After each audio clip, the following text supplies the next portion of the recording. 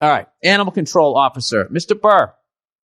I'm a big fan, and I caught your show in Cincinnati in October. You killed it. Thanks for the laughs. I'm an animal control officer in Kentucky, and I have been for 2 years. The job is really getting me down lately. I have to euthanize animals. This used to not be a problem for me because I felt it was a necessary evil. Jesus Christ, are these going to be the most depressing fucking emails ever? Here we go. I deal with some of the lowest people on the planet. I'm starting to hate people. I would rather put down the low-life owners than the poor fucking animals that didn't get a fair shot.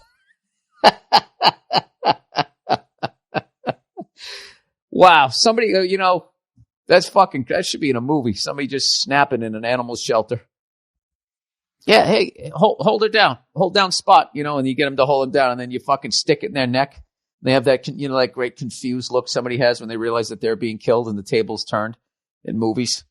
It's one of my favorite scenes in those movies. But wait, I made you. Anyways, I come home mentally drained. In the animal control community, they call it compassion fatigue. Yeah, God. In another life, I really want to go the corporate route because I just want to be in a room when they're pitching. Like, what can we call this?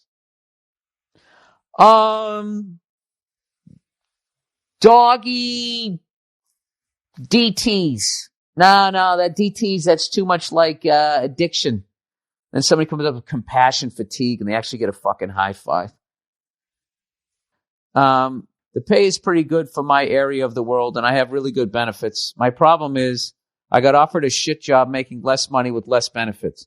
The job will require me to travel more, which is great for me. I just have a problem walking away from the cash and the benefits. I have a son, so I want to provide as best as possible for him, but I feel like I should take my happiness into consideration also. Help me out here. Walk and be happier or stay and make more money. Thanks for the podcast. Go fuck yourself. P.S. Do you get tired of people telling you to go fuck yourself? No, not really. Now that you just said that, I guess it's getting a little old. Anyways. But then again, I say it at the end of every fucking one. I don't know. Where am I? What the fuck are we talking about? Look, I would walk and choose happiness. You'll be a happier dad. All a kid really fucking wants, he wants to know that he's safe and that he's loved. All right? And, there's a bunch of kids out there who have iPads and all that fucking crap, and their dad's never around. I swear to God. You know what the greatest thing when I was a kid was when my dad had time to go out in the backyard and throw the fucking ball around. If you just do that, I don't give a shit where you're living. And we had up and down financial times when I was growing up. We had a house, we lost the house, moved into a duplex, but I still had a great time. I still had a fucking great time. So kids, your kid isn't going to know that you're making less money unless you're making like fucking $700,000 a year to put dogs down. And then you go to making $30,000 a year. But you're fine. You're fine. I would think. I would choose happiness. All right? So there you go. Once again, another question. In way over my head. I was never in the military. I don't have a son. So take that with a grain of salt. Anyways, wife's weird sex store purchase. Oh, geez. Here we go. Wife's weird. Dear Bill, me and my wife have been married for 2 months, and she has been less involved and willing to have sex. All right. Right there. And she got a weird sex store purchase. I don't even need to read the rest of this. Sir, have it annulled. Anyways, he goes, I thought the honeymoon phase was just ending and started to adapt. It's been 2 weeks since we last had sex, and Friday, while taking out the garbage, I found a bag to the local sex shop. Okay, that's it. I don't need to read anymore. Just get it annulled. Go your separate way.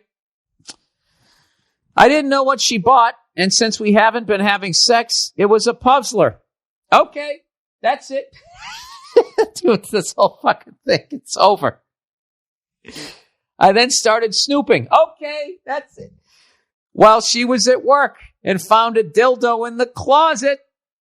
I know women have them, but this one wasn't your usual dildo. Okay, that's it. Nothing to see here.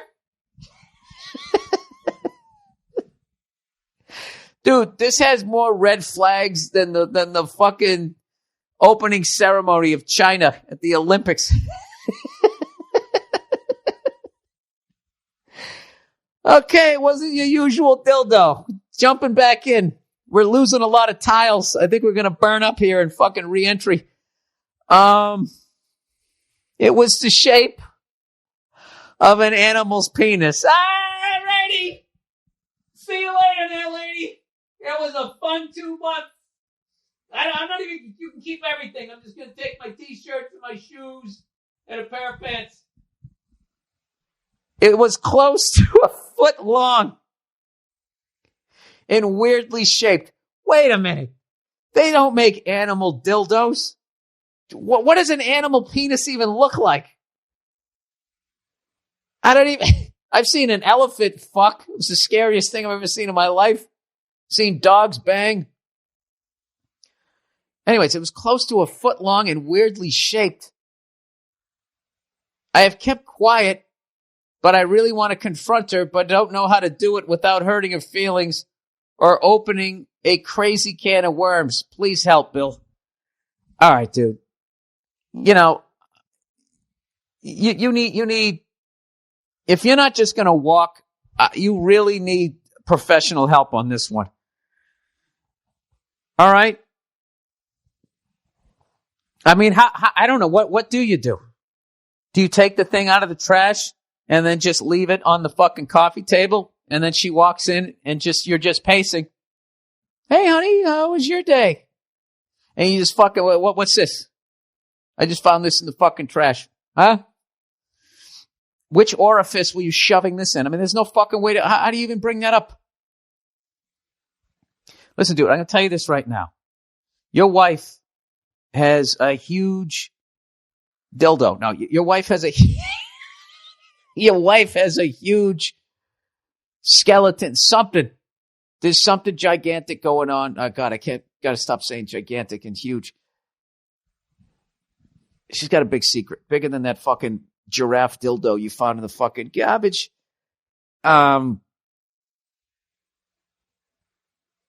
You're 2 months in, dude, and you're already not getting, sex is already a fucking issue. All right? Now, it sounds like you really love this woman, the fact that you're actually still willing to work this out. But as an outsider, with no feelings, no heart, no broken heart on the line here, you know, I think you just got to walk. No, you know what? What would I say? I would just say, I'm literally sitting here right now, guys, and I'm rubbing my eyes. You know when you do that with one hand? You know that move? I'm doing that right now, trying to think of how do I bring this up? I would take the fucking hippo cock and I would put it in one of those big brown bags if it can fit from Macy's. Whatever you got to do. Maybe like one of those, you know, when they plastic wrap like a Christmas tree. I would find one of those bags and I'd stick it in that. And I would just say, honey, I need to talk to you about something. All right? And I would sit her down. Dude, fuck this and fuck her fucking feelings. All right. See, I had to get past the shock here. All right? Just sit her down and say, listen, I'm not judging you. I just need some honesty here because this is a gigantic, huge fucking gorilla dick that I found in the trash. Okay? You haven't been having sex with me. What is going on? Just tell me what is going on. I'm not going to tell anybody about this other than this podcast. I'm not going to judge you. Just level with me. Is this why you wanted to go to the zoo the other day? No. You got to get it out there, dude. You got to get it out there and you have to hear her fucking story. And you have to be supportive, both for her feelings and for you, for the fact that you deserve to know the fucking truth about this before you spend the rest of your life with somebody who's going to bang you once every 2 months while secretly wanting to fuck a tiger. Or whatever, a fucking grizzly bear. Dude, they don't make animal dildos.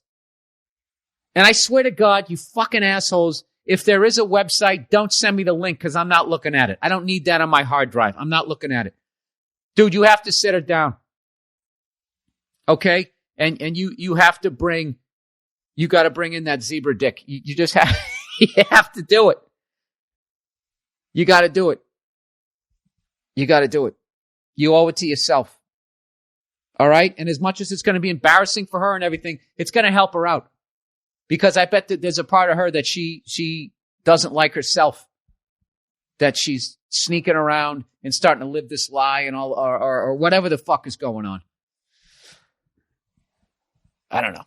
I would also bring it to the sex store and ask somebody what this is before, like, you make a complete ass of yourself. Because God knows, what if it's something else? What if it's like a fucking, like those wood things that's on an old staircase? I don't fucking